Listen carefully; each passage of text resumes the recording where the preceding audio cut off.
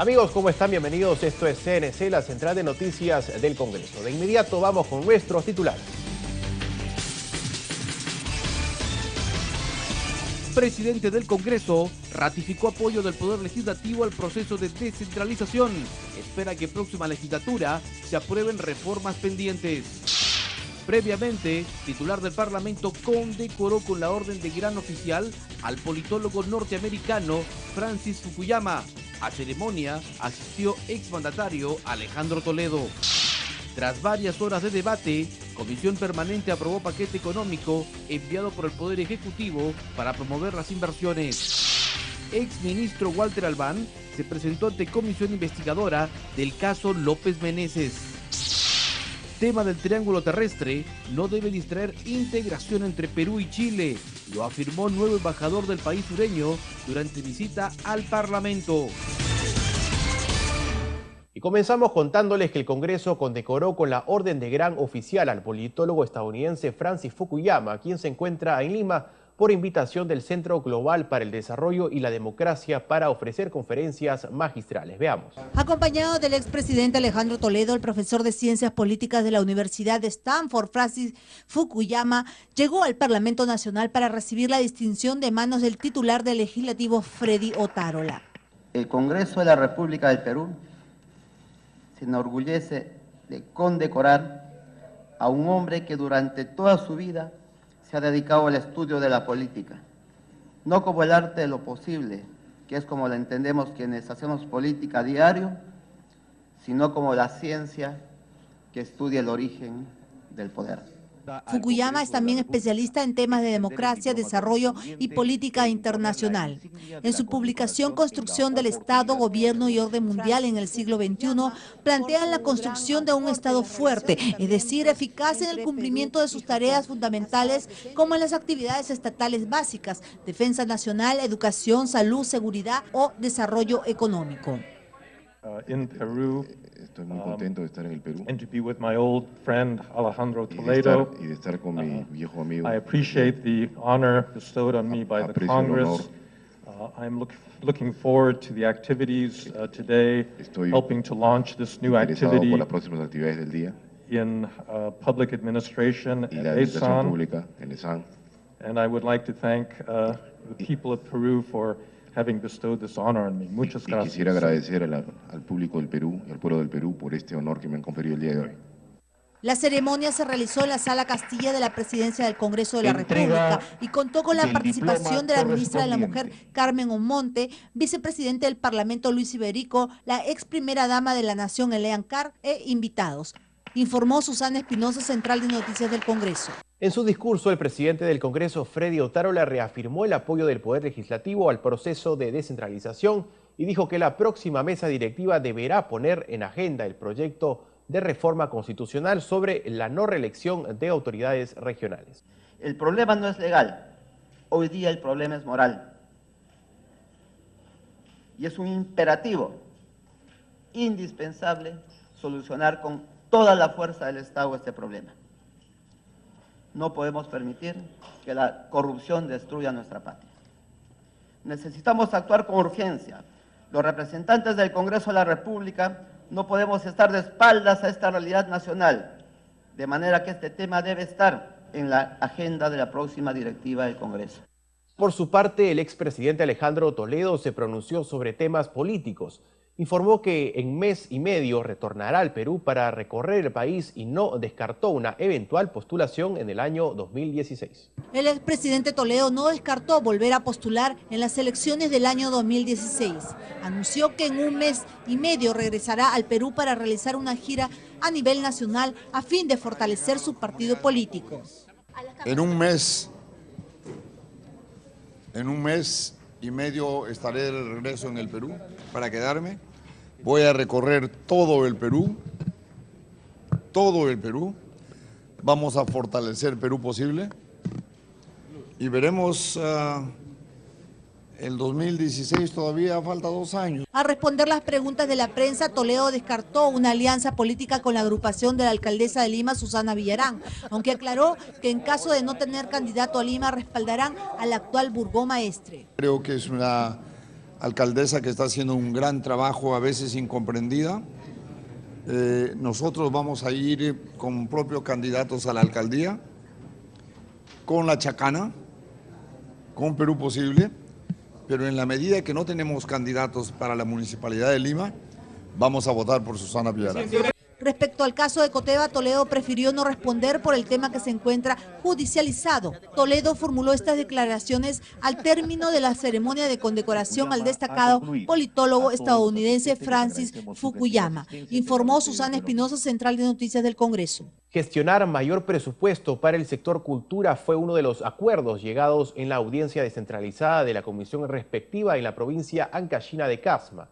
En el evento también se analizó el tema de la defensa del patrimonio cultural. Durante la audiencia, la presidenta de la Comisión de Cultura y Patrimonio Cultural, María Magdalena López Córdoba, se comprometió a desplegar esfuerzos para lograr un incremento del presupuesto asignado al Ministerio de Cultura. Fue en respuesta a las demandas e intervenciones de los ponentes y el público asistente. Este año vamos a luchar por el presupuesto para el Ministerio de Cultura, que como ustedes saben,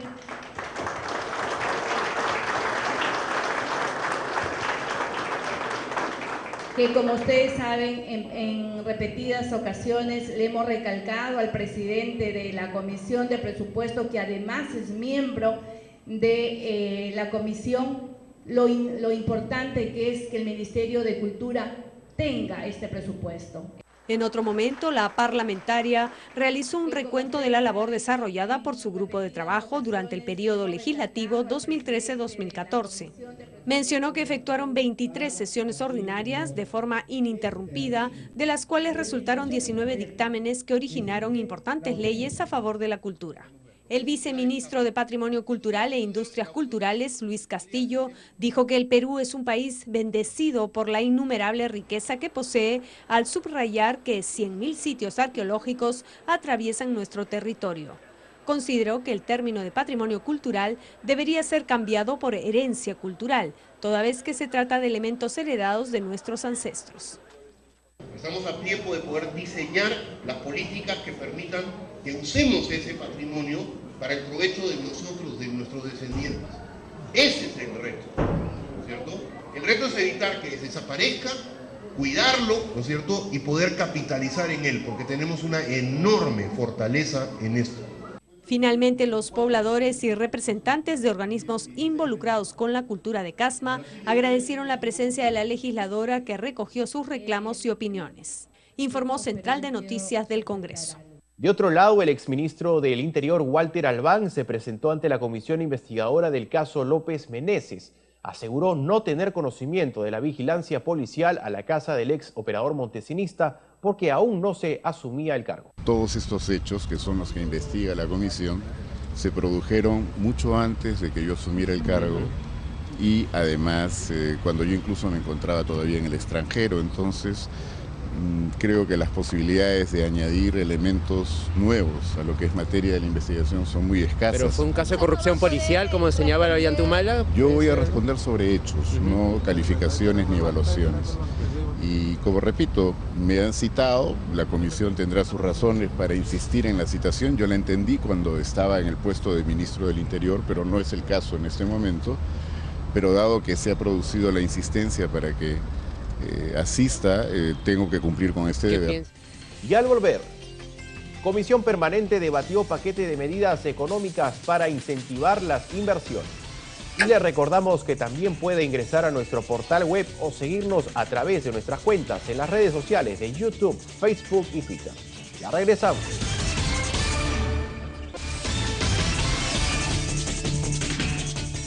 Y tras un amplio debate, la Comisión Permanente aprobó el proyecto del Poder Ejecutivo que establece medidas tributarias y administrativas para incentivar la economía y las inversiones. Previamente, en el dictamen pasó a cuarto intermedio a fin de incluir diversas propuestas y sugerencias. Tras un largo debate, fueron incorporados algunos aportes de los parlamentarios respecto de las multas, penalidades, exclusiones, derechos del contribuyente, así como el costo y beneficio de las inversiones en el país. El parlamentario Tito Valle Ramírez, presidente de la Comisión de Economía, sustentó el dictamen en mayoría basado en el proyecto de ley 3627 enviado por el Poder Ejecutivo. Estamos solicitando al presidente de la comisión tenga bien eliminar el segundo párrafo del artículo 3 de la propuesta, por cuanto consideramos que este es un pésimo mensaje, ¿no es cierto? Acá estamos premiando al mal contribuyente, ese que apela, que presenta una impugnación, un recurso impugnatorio, sabiendo que va a perder, ¿no es cierto? Y que ahora con esto se va a beneficiar inmediatamente. Más bien, al buen contribuyente, presidente, a ese que presenta un recurso impugnatorio, porque siente que va a ganar, porque siente que tiene la razón, ¿no es cierto? ¿A qué viene el cuento? Además, que no necesariamente está presentando un recurso impugnatorio por la razón que aquí se evalúa, ¿no es cierto? O sea, puede ser que le hayan acotado mal la deuda simplemente, puede ser que él debe 1.000 y equivocadamente se agregó un 0 y le ponen 10.000, entonces presenta un recurso impugnatorio. No tiene nada que ver con estas actualizaciones excepcionales de deudas tributarias. ¿Por qué se le está pidiendo entonces que renuncie a su medio impugnatorio? A su turno, el legislador Sergio Tejada recordó que los sucesos externos impactan en nuestra economía mientras no se avance en la diversificación productiva. Por su parte, José León consideró que se debe promover la cultura de la tributación y planteó que se rebaje un punto el IGB. Respecto al artículo 4, cuando habla de que se extingue la capitalización de los intereses, solo es la capitalización porque tengamos en cuenta las astronómicas deudas que se han generado y que son motivo ahora de este análisis, de este debate, son además las multas, las penalidades, que generalmente son las que más abultan las deudas, que incluye los intereses que han devengado. Su colega Josué Gutiérrez aclaró que no se trata solo de crecimiento económico, sino de mover la producción para generar más empleo. Porque estos son medidas de oferta para consolidar la economía y los compromisos que el país ha contraído. Y hay que ir en esa línea, hay que ir en esa percepción.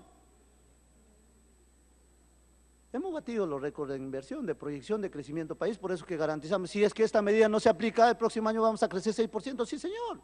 De otro lado, Gustavo Rondón pidió, entre otras cosas, no sacrificar la parte previsional y de salud. Seguimos apretando del cuello a los formales y por ese lado no vamos mucho a avanzar. Tal vez vamos a causar más bien agotamiento, ahogamiento, y eso creo que no debe ser. Lo otro que me parece interesante en lo positivo es que sí se tiene que ampliar la base tributaria, pero eso debería ser una meta a alcanzar y tal vez cuando alguien pedía que qué metas presentan, de repente la meta debería ser cuántos informales pasan al sector formal.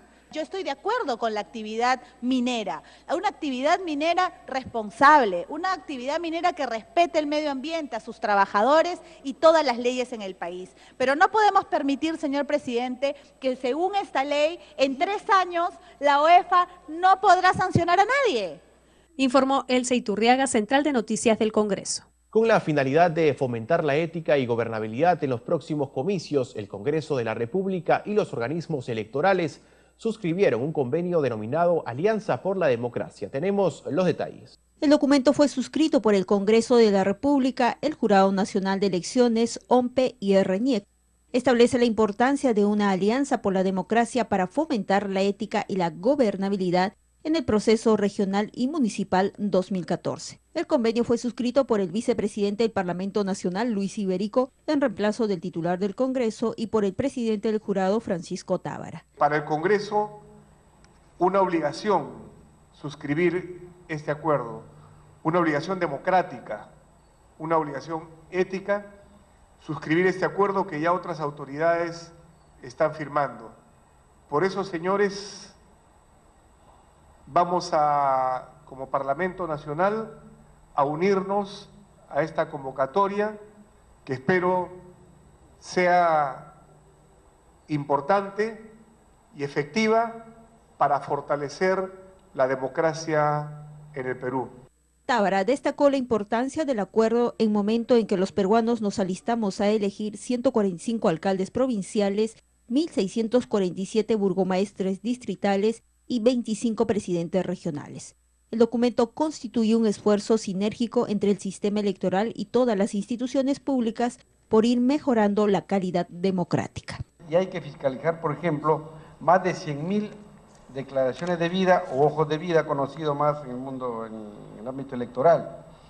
Aquí los primeros responsables o los primeros encargados de fiscalizar a los candidatos son los partidos políticos y las organizaciones políticas regionales o locales, pero también tiene una gran responsabilidad definitiva, trascendente, la misma ciudadanía, porque estas elecciones regionales y municipales tienen carácter vecinal. También vamos a fiscalizar los planes de gobierno en lo posible. La ratio decidendi o la razón fundamental de esta declaración por la democracia que se ha suscrito por parte en este momento del Congreso de la República es ir mejorando la calidad de nuestros representantes. Se busca también incentivar y promover la participación de la ciudadanía en la revisión de las hojas de vida de los candidatos y sus finanzas partidarias, informó Cecilia Malpartida, Central de Noticias del Congreso. Los brigadistas de la Oficina de Prevención y Seguridad del Congreso participaron en un taller en gestión de riesgo de desastres. La capacitación estuvo a cargo de la Subgerencia de Defensa Civil de la Municipalidad de Lima. El taller de capacitación en riesgo de desastres se realizó a solicitud del Área de Bienestar y Desarrollo del Personal del Congreso de la República. Se busca preparar a los brigadistas ante cualquier emergencia que se pueda producir en las instalaciones parlamentarias. Tomando como base la nueva Ley de Gestión de Riesgos de Desastres, se instruyó al personal de seguridad para que puedan responder adecuadamente ante un siniestro como un incendio. En la medida de la actitud de cada uno de ellos verá en cuál de las brigadas va a trabajar, si va a ser un evacuador, uno de primeros auxilios, va a ser uno de respondiente frente a una emergencia o va a ser un rescatista dentro de lo que humanamente se puede hacer como rescatista, ¿no? La capacitación del personal del Congreso se desarrollará toda la semana a fin de asegurar y garantizar las reacciones oportunas de los brigadistas para proteger a los trabajadores y visitantes que ingresan a los recintos parlamentarios. Informó Elsa Iturriaga, Central de Noticias del Congreso. Y al volver, presidente del Congreso recibió a nuevo embajador de Chile. Los detalles tras la pausa. El tema del triángulo terrestre no debe distraer el camino de integración entre Perú y Chile. Así lo señaló el nuevo embajador del país sureño Roberto Ibarra García tras reunirse con el presidente del Congreso, Freddy Otárola Peñaranda. Veamos. La reunión se realizó en clima de cordialidad. El diplomático chileno dijo que es necesario tener una agenda positiva que encamine las buenas relaciones entre Lima y Santiago tras el fallo de la Corte de La Haya. Al término de esta visita protocolar, el embajador Roberto Ibarra García informó que le aseguró al presidente del Congreso, Freddy Otárola, que se retomarán los mecanismos de trabajo que estaban detenidos durante el diferendo marítimo. Respecto al denominado triángulo terrestre, Ibarra reconoció que Perú y Chile tienen diferentes interpretaciones, pero que este tema no debe afectar el camino de integración y la agenda positiva entre los dos países.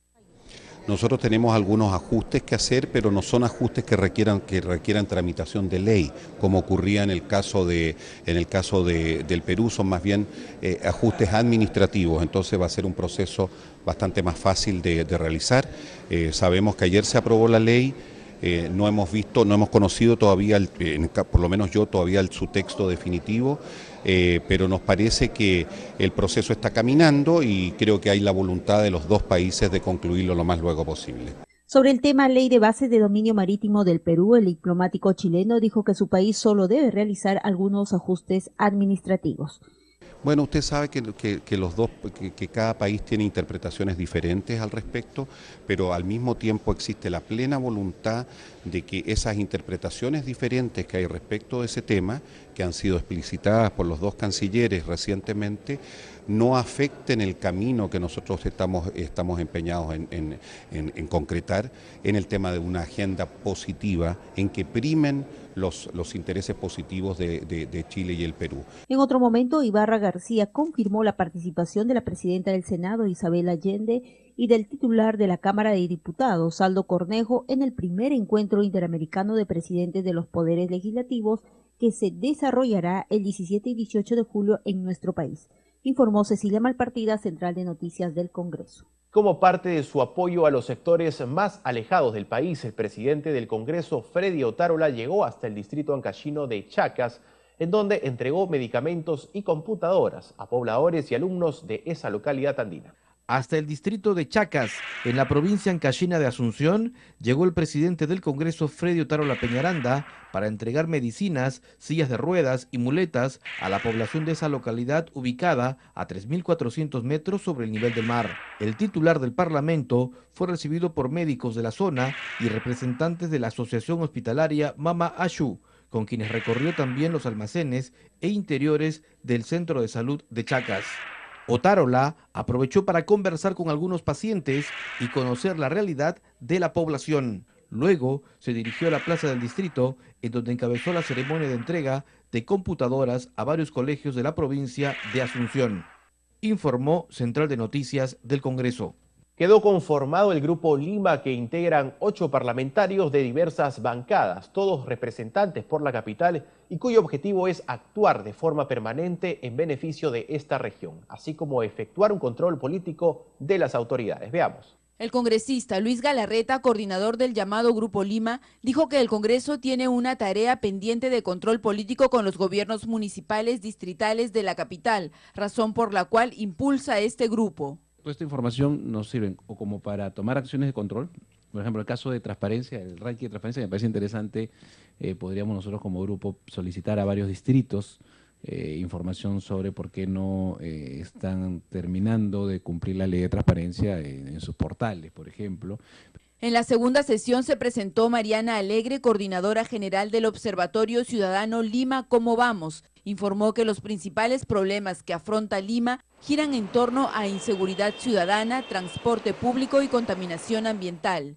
Y se establecen diferentes prioridades, entre ellas, por ejemplo, la necesidad de tener una autoridad única de transporte para Lima y Callao, en tanto estamos hablando de una ciudad que ya está conurbada a nivel, que va más allá de los límites políticos, ¿no? Entre Lima y Callao, estamos hablando ya de un área metropolitana ciertamente consolidada.